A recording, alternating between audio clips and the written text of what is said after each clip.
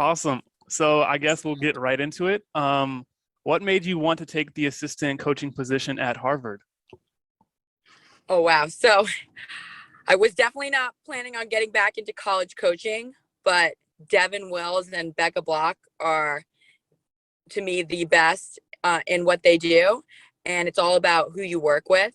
So I really was so excited. Oh, well, I really decided, okay, maybe I'll give this a chance because of them. And then I walked onto Harvard's campus and I knew. I was like, wow, this place is beautiful. The girls are so special and beyond smart, but one of the hardest workers. I'm surrounded by my friends and then people I am constantly learning from every day. And I'm in a new city, which is Boston. So I've never, being from New York, you'd think would have checked it out a little bit more, but it's a brand new city and I'm enjoying every second of it. Awesome. So you kind of mentioned about your traveling. I do have a question about that later on. But sticking with Okay. Harvard for now, what are the expectations for Harvard in 2022, considering that they didn't play at all last season because of the pandemic and the Ivy League not allowing their teams to play? So what are the expectations for the upcoming season? We have high expectations for them, and we feel like we shouldn't be skipping a beat and getting right where we left off and continuing to compete at the highest level and to win championships. So we've been kicking it really into high gear and everyone's not taking any reps off. And it is a little bit of a struggle because of everything they've gone through. But I think these girls are incredible. And even though they've taken 2 years off, they really have made up for their time. And they are extremely hardworking and putting in those extra hours to catch up. Awesome. How did the fall go for the team? The fall went well.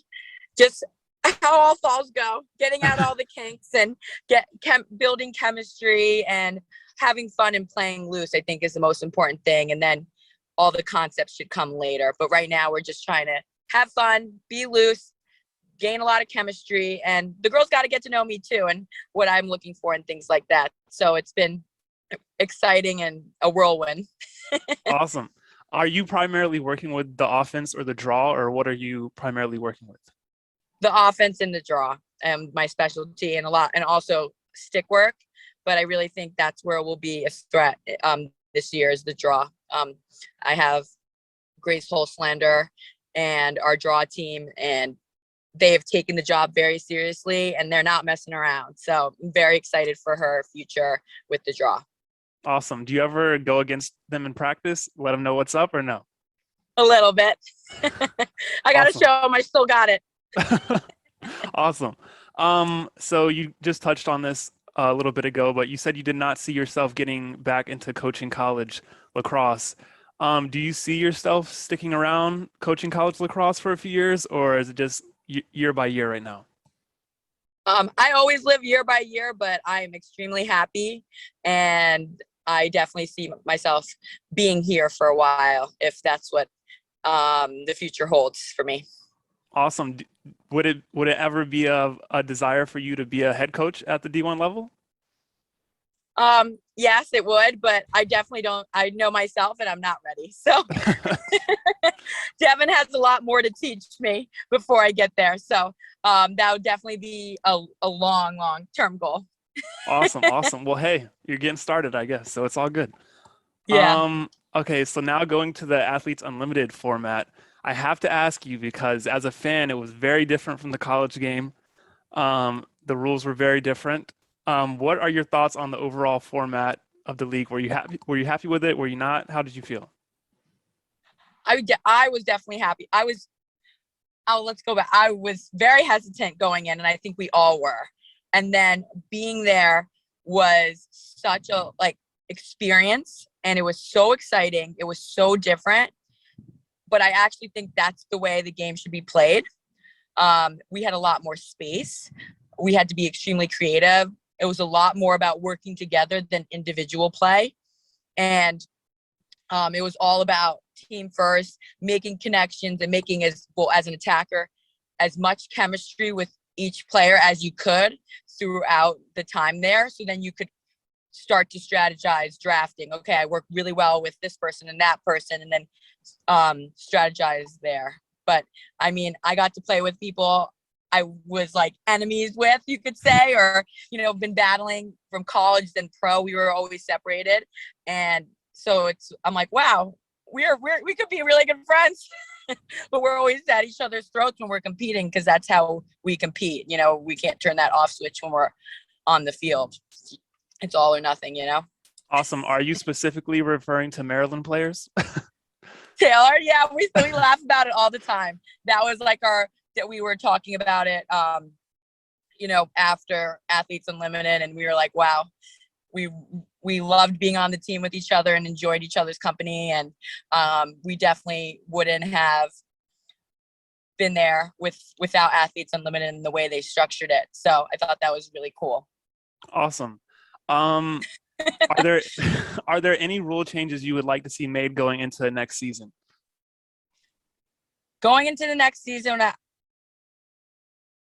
I being an inside girl I was definitely jostled around in there more than I've ever been before, and I understand what the men are talking about when catching in the inside, you getting clobbered. So maybe some shooting space, or like 3 seconds, but more not. I still like the fan, but not like just a little bit, like a strip, maybe like coming off the post. So coming off the post, I would like right in that center, right where the goalie is, for maybe to be 3 seconds or shooting space. So it'd be safer and cleaner for everybody, but I still like that they could stand inside of it. So maybe like that would be my happy medium. All right, awesome. I have to ask about the shooting space since you just brought it up. Were you surprised that only one person got buzzed in the head with a shot this past season? Yeah. Yes, definitely. It got a little crazy, but I definitely, sorry, I'm backing up now. Oh, you're good. Do your thing. No, sorry. And it's like a college campus, so everybody is doing their own thing and on their phone, but I guess I am too. So I would have to say, yeah, it was a little bit dangerous, and that's where I would say it would be safer for both offense and defense if we kept them a little closer. That's just my personal opinion, but I did like how loose everything was played. There weren't a ton of whistles blown, and I think that made it way more fun for everybody to watch, and it's all about viewership. Awesome. So I just have to tell you one rule that I did not like. That was just okay. threw I me want off to a hear little it. bit. It was having the attacker stop at midfield instead of having the restraining line. The 50? Yes, I was like, that makes it seem like men's lacrosse, and personally, I don't really like men's lacrosse personally, but I was just like, that was probably the biggest rule I had an issue with. What are your thoughts on that rule? I definitely think like I have to hit the brakes a lot, and it feels more organic to go all the way down to the 30. It would be. Mm-hmm. I wouldn't be opposed to that, more specifically for the draw, Mm-hmm. because I ended up being offsides all the time, so it took away I tended to not do the draw, especially if I was on a team like where there's a midi that was just as strong with the draw, because I would be offsides a ton. Yeah, there were a lot of offsides. Yes. So I would agree. Actually, I agree with you. That would be my second. I would like it to be to the 30, or at least for the draw. Awesome. I'm glad we're in agreement on that. It makes me feel good. No, we're in the same page. Awesome. So let's see, moving right along. So now for some fun questions. Since I don't want to take up too much of your time, I have to know, you play with a lot of different players. Who is the goofiest player you have ever played with? Feel free to expose someone right now. The goofiest? Yes. Well, Kaylee Waters is definitely the silliest. And I feel like myself goofing off with her a lot. But so is, I feel like it's surprisingly is Izzy McMahon. I feel like she comes off as a very serious player, but when she is on the field, but she does love to let her goofy side out as well when she turns it off. So it would be Kaylee Waters and Izzy McMahon. Very interesting. Izzy McMahon seems very mean on the field, so I would not guess that. Right? I found that out too at AU. Awesome. Okay, do you have any funny stories, any quick stories about either one of them that are appropriate for, younger audiences? Um, Kaylee's always doing Kaylee is the worst dancer. I don't know. And Izzy is an incredible dancer. So I always thought about when we like were able to like chill out a little bit. It was always like Izzy trying to teach Kaylee how to dance, but Kaylee's just bounces around. But we had a lot of pranksters at AU. Specifically, Nicole Levy is one of the biggest pranksters out there. Got to always watch your back. Um, so her and Ella Simpkins are a troublesome duo. So you want to stay on their good side, or else you never know. You could have your car post-it noted, or I you could saw end up. that. Yeah. So luckily, I've been on their good side. So I haven't been hit by any of their pranks yet, but they love to do that kind of stuff. And I think that made for a super fun environment because we all need that. For sure. Well, best of luck next summer. Hopefully that continues, or maybe for us fans, hopefully it doesn't continue so we get to see some good pranks, but we'll see. No, I like to give it too. So maybe I'll team up with Kaylee and get her back. But now I think I just exposed myself. Awesome. Hey, give us some behind the scenes footage. That would be great. Great Instagram footage right there. Oh, yeah. But it always is happening in secret because they don't want anybody to know. Hey, That's the one thing. We can just save it until the end of the season and then, show all. Just have it as a recap.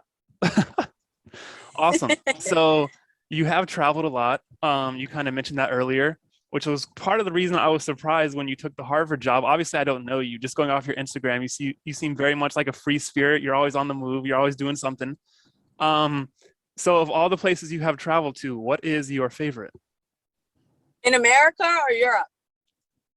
Give us one of each. How about that? Okay. Jackson Hole has to be my favorite place that I work at and continue. Dave Madera runs Jackson Hole Lacrosse over there, and it is an extreme experience. I'm from New York. I honk. So no matter where I am in the country, I tend to, you hear me honking. But I love the Grand Tetons, and I love mountain towns. I think my favorite place to be. And then in Europe, I would have to say, no, not Europe. I would say Japan. So I'd say okay. Asia, because I love the food, I love the people and the culture, and they're also big on lacrosse. And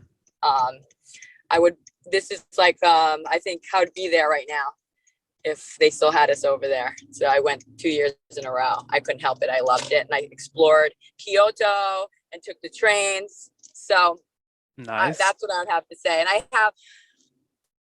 feel like I needed to settle down a little bit, and I thought Harvard and Boston was a great place. And but with the Ivy, I get to travel around constantly because we have those large breaks. So I will be going to Israel, and then I'm going to be traveling with my brother a little bit over there. So I get to travel a lot still. I think I always will need to be on a plane at least 10 times a year to keep my sanity. Awesome. Do you speak Japanese? Did you learn any while you were over there? Ich ni san 1 2 3. Kawaii means cute. Oh, that's what you were saying to the kawaii. boys over there? Sammy Joe Tracy was flirting with the Japanese boys? Maybe. No, I don't know. Maybe next time. Awesome. Two more quick questions. When you aren't traveling or playing lacrosse, what do you enjoy doing? I love yoga. So I'm a yoga instructor, but I haven't been able to instruct as much with my crazy schedule. So I do love taking yoga classes. Different ones, hot, and walking. Yoga and walking is my favorite activities, especially if I'm in a new city. Walking is, I feel like, the best way you can check everything out. Awesome. Well, hey, and it's healthy, so makes sense. Last question I have for you. You have a very unique thing about you when you play lacrosse. Do you know what that is? And I can't shoot the ball regular. No. Okay, I can't comment on that. But you wear gloves while playing, and very, very few people wear gloves. Now I get made fun of all the time. Will we, so the question is, will we ever see you playing lacrosse without gloves? No, because my hands are too sweaty and it makes me not like lose grip on the draw. Well, hey, there you go. So it's embarrassing, but it's all about that grips and being able to twist and drive my hands through. So I can't have my hands slip off.